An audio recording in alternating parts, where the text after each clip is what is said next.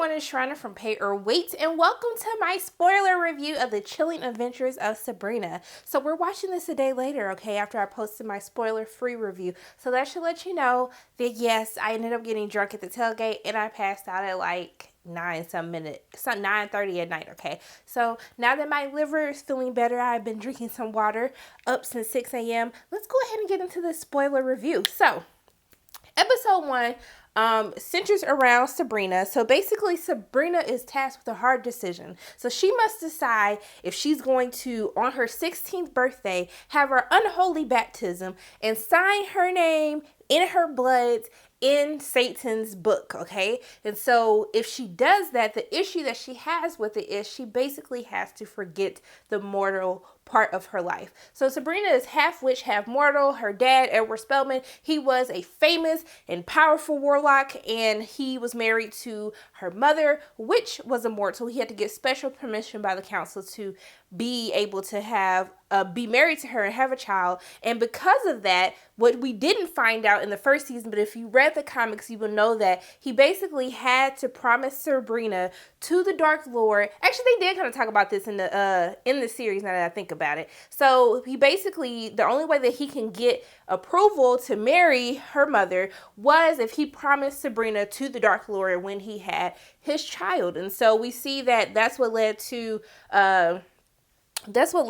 Zelda basically writing her name in the book a few days after she was born, which led to the whole confusion during the trial that Sabrina had. And so basically, she has this boyfriend, Harvey Kinkle, who she is madly in love with. And so she don't want to say bye to her boo. She don't want to say bye to her friends, Rosalind or Susie. And I like what they did with her friends for the series, because Rosalind was actually in the comics, she was an enemy of Sabrina when Sabrina went to the new school. And also, too, which I didn't know, is that Sabrina actually put a hex on Harvey in the comic books, which is why he was all up in love with her and stuff like that. And he wanted to also spend time with her on her birthday so he can get up in those jeans. I'm sorry, y'all, I know I can't sing, but basically he was trying to have sex with her beforehand, but she couldn't because she had to be pure for her baptism, which they said in this series.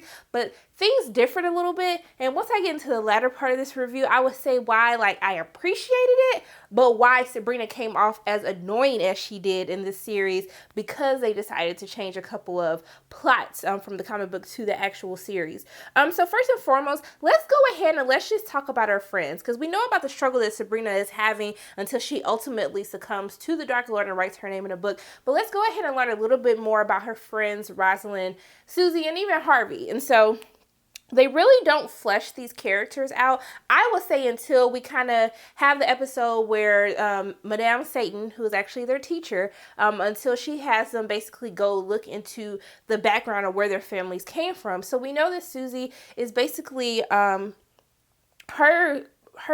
ancestor or whatever. She basically dressed as a man, just as Susie did, which it didn't like dawn on me that Susie was supposed to be trans in the story, because like I dressed as a tomboy when I was in school. But that's why I said that, like, hey, this is what happens when you're not just checking a box where it makes sense. I don't feel like you were trying to be like, oh, like we're putting trans in here, we're trying to support for everybody and represent. It didn't feel that way. It just felt natural. Susie wanted to be who Susie wanted to be, and we saw that she was getting picked on by the boys. She was getting beat up, and I was like, damn, like they had a horrible ass principal, because how you gonna let this girl get punched by somebody because of who she is, and then you just don't do nothing? You just sitting there okay with it, even though I'm sure this stuff probably happens in school, because we know how they favor the jocks over everyone else. But I just thought, like, damn, like you ain't gonna try to make it seem like you were trying to do something. I just don't understand how we just willy-nilly knocking people out at school and there's no repercussions for it, and then y'all end up suspending her when, yes, she started it, but she wasn't like, punching people and stuff. She just shoved them. But I like that they gave her the storyline on how her ancestors, how she dressed like a man, just how Susie did, and how she was actually the one who cut down the 13 witches who were hanging from the tree. She actually cut them down when no one else would. And we see later in the episode, Susie tells one of the witches that, which is why this witch actually leaves them alone. And so Rosalind has a cool storyline. We see that she goes to visit her Aunt Ruth, and we're told that there's kind of a curse on their family because all of the women end up going blind, as her Aunt Ruth did. And so basically she was having these visions, especially after Susie's uncle was possessed by the little demon thing after he was like visiting her, Rosalind, and Harvey. We see that Rosalind starts having these issues where she thinks that she's going to go blind just as everyone else in their family. And so we see that later in the series that she has a discussion with Aunt Ruth where Aunt Ruth tells her that their power is cunning. So basically they can sense things. That's why when Rosalind touched Tommy's hat, she knew like where he was and what happened to him. And even when she touched Tommy after Sabrina, our dumbass, brought him back from the afterlife, we see that she could tell that his soul was trapped in limbo. And that's how she ultimately found out that Sabrina was a witch. And so I want to see them do more of her storyline. I felt like they kind of introduced these stories, these backstories for these characters, and even so with Harvey, because he was a witch hunter, but y'all didn't do nothing with it. I was like, okay, so was Harvey gonna start hunting witches and stuff? I felt like it was kind of giving me Vampire Diaries, because you know that what is her name? Alina's brother became a witch hunter, and then he was with Bonnie, and he was like trying to hunt her and kill her and stuff. I don't know, but it was giving me those Vampire Diary vibes. But they don't go into this in the comic book series because it's still unfinished. We're waiting on other episode additions to come out of the comic book. But I want to see more, especially with Rosalind's story and also Harvey's story too, because I want to know who was the one that killed that kid who cousin Ambrose started smashing his boot. I was just like, okay, like he started smashing Luke. I think that's his name, Luke. Yeah. So I wanted to know, like, so who was the one that actually killed him? Was it part of Harvey's family? Was Harvey's drunk ass daddy? Was he the one that's still witch hunting people? Was it his grandpa? I don't know. Like, I wanted to learn more about their storylines, and I hope that that's something that they go into for season 2, which they're already filming right now. But can we talk about Aunt Hilda and Aunt Zelda? Because Aunt Zelda was giving me all these little bitchy, shady vibes, and I loved her so much. But why are you killing your sister like that? Like, she killed her sister. She walked by cousin Ambrose. She was like, where's Aunt Hilda? She's like, oh, I killed her. She's in the ground right now. So basically, she kills Hilda multiple times, because we see this has been going on since the beginning of time. And she buries her in the Spellman graveyard, because their soil is what actually helps bring Hilda back to life. And so they have this weird like relationship. First and foremost, I'm trying to figure out why y'all old as hell sleeping in the same bed, like bedroom as each other. It's like y'all live in this big ass house. I know they got more than one room for everybody. So why are y'all sitting up here sleeping in this, like, these rooms together? I just don't understand. So when Hilda finally came to her senses after she got a new bae, but something wrong with bae, because y'all saw bae's eyes change at the end. I was like, dang, Hilda finally about to get some, because she told Zelda, hey, I want my own room, okay, because I'm about to start knocking the boots. Yeah, she said she finna start. She didn't tell her that, but that's basically what she should have said. Bitch, I'm finna get me some, okay? We ain't gonna be dried up no more. I'm finna be getting these walls ran in, okay? That was probably too much. It probably was too much. I'm sorry, y'all. My bad. I was just happy for Aunt Hilda because she was finally getting some play. But she wasn't the only one getting them walls knocked out, because Zelda was up here messing with Father Blackwood. What's his man name? Father Blackwood. She was messing with him, and he married and stuff, but we already determined that he was a little trampy ass tramp. We're gonna get into that a little bit later. But yeah, so she's having this secret relationship with him. Then he asked her to be his midwife. So I'm like, that's so messy. So you gonna have your little hoe, your little mistress messing with your wife to deliver her kids. I just felt like that was too much. And that's probably why your kid got stolen at the end of the season. But I felt Zelda when she was just like, hey, he's probably gonna kill her because she came out first. At first I thought they was gonna give birth to some type of demon baby or something, but she was feared for the girl's life because he wanted her son to carry the tradition, because basically he trash, okay? Because anyone could have took over. Because I'm like, if he only cared about the boys, then why did he care? Why would Prudence be such a threat for him and his wife if he really just wanted a son to take over?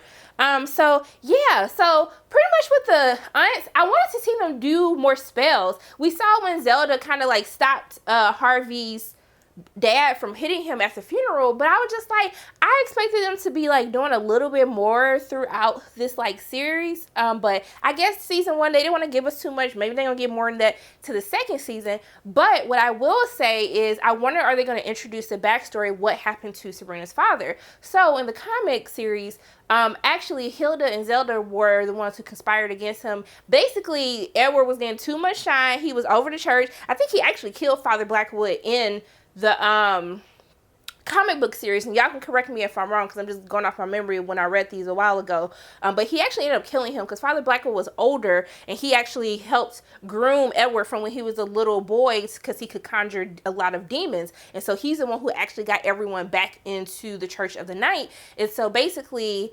they conspired to kill him after they found out that Edward lied about something. I ain't gonna give you all of the tea because maybe they'll include that in the next episode, next season. I don't know, but I'm excited to see, like, are they going to follow through with that storyline, especially since they changed a lot of things in the comic book series. But let's go ahead and get on this love triangle with Sabrina and Harry, because while y'all sitting up here worried about Harry, okay, Nicholas can get all my draws, okay? Nicholas was so damn cute, and before I said that, I made sure and went and Googled him to make sure that he was over 18 years old and even over 21. He's 24 years old, so he's fair game, so don't be trying to come for me.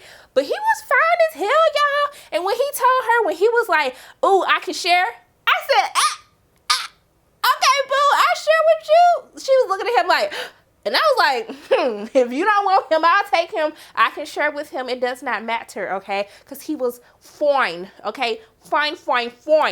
Because he can get it all. I'm going to stop playing. I'm going to stop talking about this because he's still a little young kid.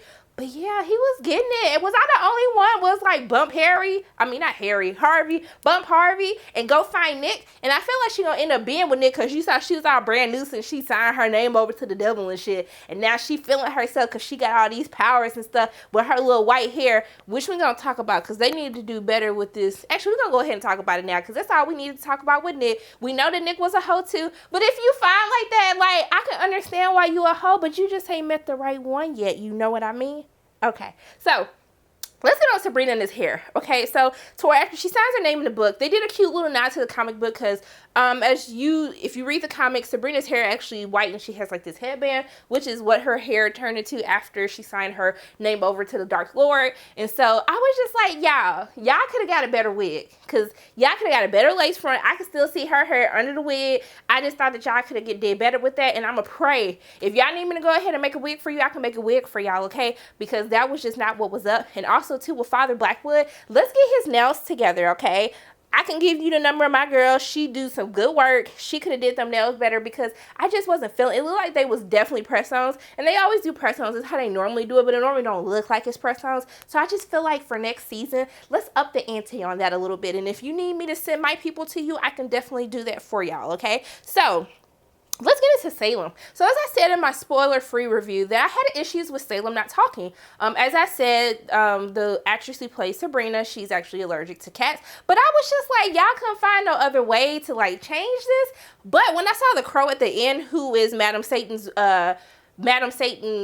familiar, when he started talking, it just looked so weird to me. And he looked so fake once he started doing that. And I don't know if it's because his whole like part of the season to last episode, no one's familiars were talking or what, but it just looked weird. And then I was like, okay, well, maybe like I don't want to see Salem, or maybe y'all just need to do a little bit better with that because I do want to hear the familiars talk. I do want to hear Salem. I know that he kind of talked, he was the really weird little goblin thing that they are.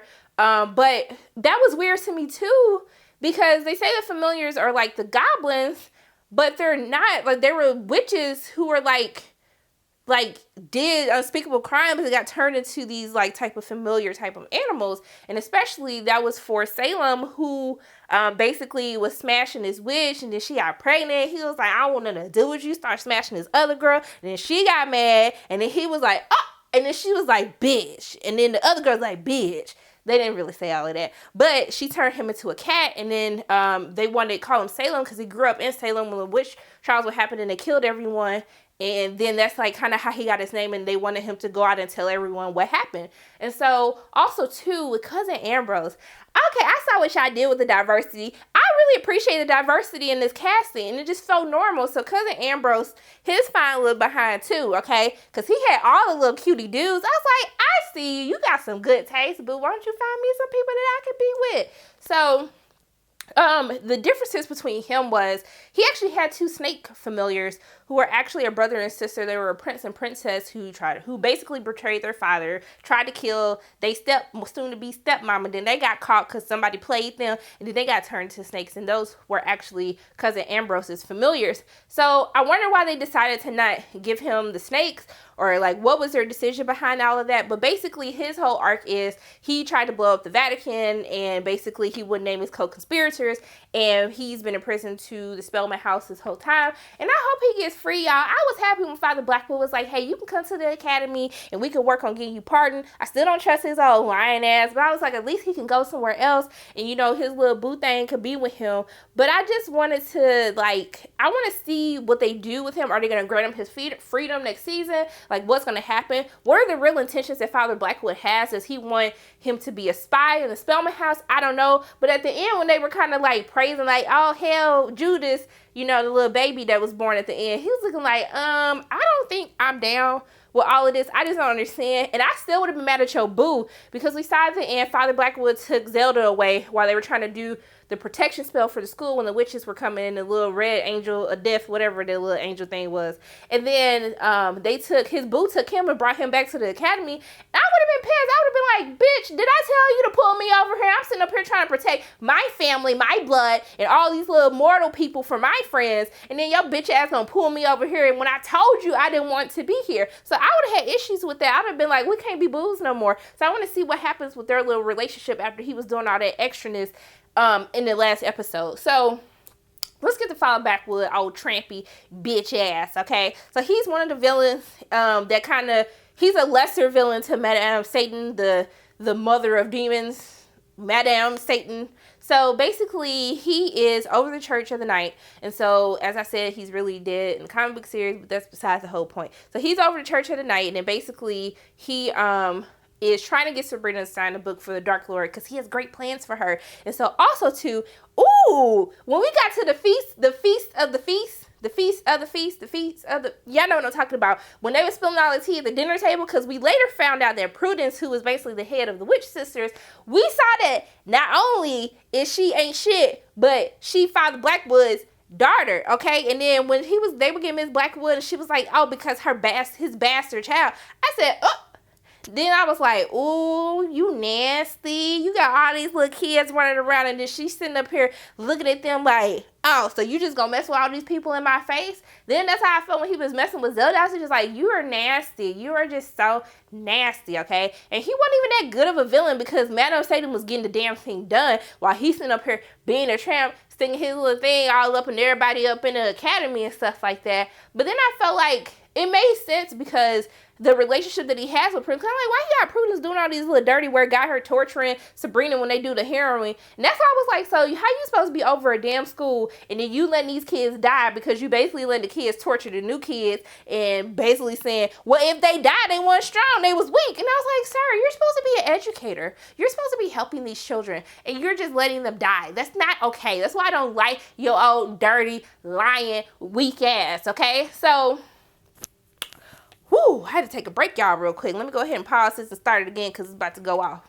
All right, and we're back. Just like that. We're back so quickly. So then, basically, so he's trying to do all these things, and he's kind of working with Madame Satan, but he don't really want to work with her. He had an issue because she be sneaking in, see the little shadow things and stuff like that. And so they really didn't work that well together. I would say Madame Satan was the one who actually got everything taken care of in the long run.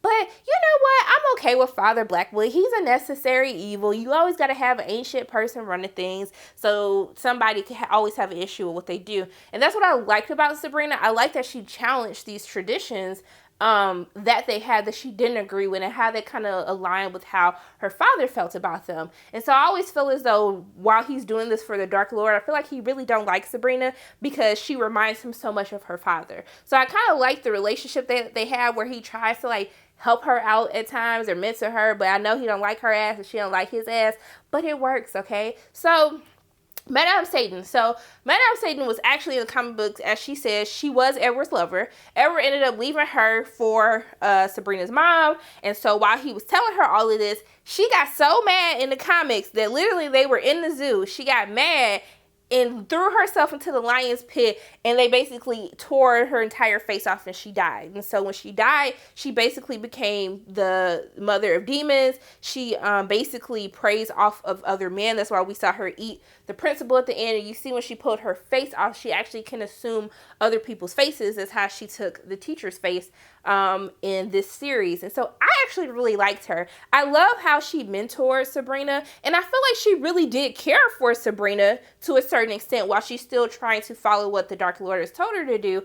But I like their relationship. I like how she challenges Sabrina to rebel, to kind of speak out against what she doesn't believe in and try to fix things, even though she was being shady. But her plan ultimately worked when she ended up getting her to sign her name over. So I love her villain more, and I love to see more of what she has to do. But wait a minute, why her aunties didn't know that she was a witch or a demon or whatever the hell she is? Y'all ain't got no radar, like, oh, demon radar, familiar radar, warlock radar, witch radar. Y'all don't have none of that. Like, y'all just didn't know that this girl wasn't up to no good. Then when the girl was sitting up here roaming around y'all damn house being nosy as hell, y'all didn't want to go look to see what she took. Like, you didn't care. Even after Sabrina, did Sabrina tell her that she was spying on her and stuff? Like, I don't know, but I just felt like y'all could have been doing more as her aunties to, like, figure out what the hell this lady was up to, because that just didn't make no damn sense. But let's get it back into Sabrina. So Sabrina got on my damn nerves when we got towards the end of the season.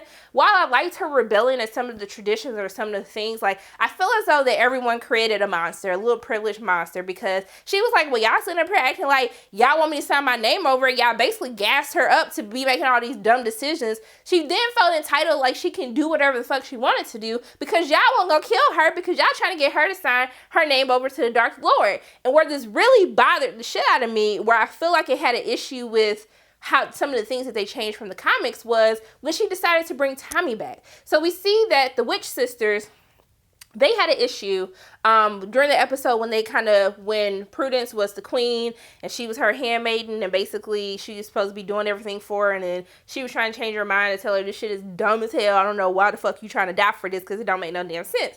So she finds out that Harry's family are witches, and so the Witch Sisters had an issue because, you know, back in the day, they basically killed all these people to take the minds away from them, and so they were like, wanted payback, and so they basically did these little voodoo dolls and tried to kill Tommy and Harvey. In the midst of it, Sabrina had put a protection spell on Harvey, so he was protected, but Tommy died. Now, in the comics, all of this happens totally differently, okay? First and foremost, Harvey, during her unholy baptism, is where Harvey actually followed her into the woods to really try to figure out why the hell she couldn't spend her birthday with him. And he sees all this shit happening, and then they see him, and then basically Harvey ends up being killed, okay? And so, long story short, she goes back and she does a spell to bring Harvey back to life, okay? So that makes more sense on why she would do something like that, why she would risk so much to bring somebody back from the dead. But for this, it was her just trying to get Tommy back, his brother, like, well, I don't want to see my bae sad. Bitch, let him be sad. Like, why we sitting up here doing all this mess for this little boy? It don't make no damn sense. And that's where she became annoying. And then she like, so you gonna kill all these people for his brother? Like, hell, the crazy daddy that they got probably gonna kill one of them before a witch would get to them, with him beating their ass all the time. And that's where Sabrina just really got on my nerves for the rest of the series. She just really irked me, bothered me, like, oh, somebody please slap this little girl, beat her ass, do something, because y'all just letting her run crazy and do whatever the hell she want to do. So that's why I had an issue. And in that instance, I felt like they should have stuck to it, but I knew it would be too creepy, because actually when Harvey comes back from the dead in the comic books, it's actually her nasty ass daddy in his body while he like being with his daughters. I was like, that was just too much. So I was like, okay, I can see why y'all probably didn't want to do that. But that's where I had issues on how the comic and the series differed, where I felt like they kind of should have kept some of that actually the same. But oh well. But the Witch Sisters, Prudence was my favorite. Them finger waves, that bitchiness, that accent, she was doing the damn thing, okay? She was just gorgeous. I loved her. I love the Witch Sisters. I love everything about them. I can't wait to see more from them in the course of the next season that comes out. But I think that's pretty much, those are like my thoughts. Just get into the spoilers. We talked about the whole story arc with Tommy bitch ass and how he eventually ended up having to die. And then Harry based Harvey. Why do I keep calling him Harry, y'all? Oh, Harvey basically said, well, I don't want nothing to do with you. And I was like, well, bitch, fuck you. Like, she's sitting up here trying to do all of this to impress your dumb ass to make sure that you're not sad. And then you gonna basically tell my girl, bye. Like, I'm done with you. I don't want nothing to do with you. Like, good riddance, okay? And that's why you see her at the end with that bad wig again. And then she walking like, I'm about to get my whole life because I'm single. And I was like, girl, you better get with Nick ass. And she should have got with Nick. Y'all didn't feel like she should have got with Nick in the orgy scene? And I'm like, it's okay, because if anyone say anything, we ain't gonna judge you, sis, because what? You was a handmaid, and you have to do what your queen told you to do. So you should have got all up in Nicholas, okay? So, I'm sorry, I just took it too far again this Sunday, y'all. I'm gonna stop playing. So those are pretty much my thoughts. I don't know if I missed anything. I want to tell some of the differences between the comic and the series, what I liked about it, what I didn't like about it. That's pretty much just Salem not talking in that bad hair and nail budget y'all got. Y'all need to up that for next season. But those are my thoughts on my spoiler review of The Chilling Adventures of Sabrina. As always, my name is Sharonda from Pay or Waits, and if you like what you saw today, make sure you hit the like button, hit subscribe, share this video with your friends, and make sure you hit the notification bell, and I will see you soon.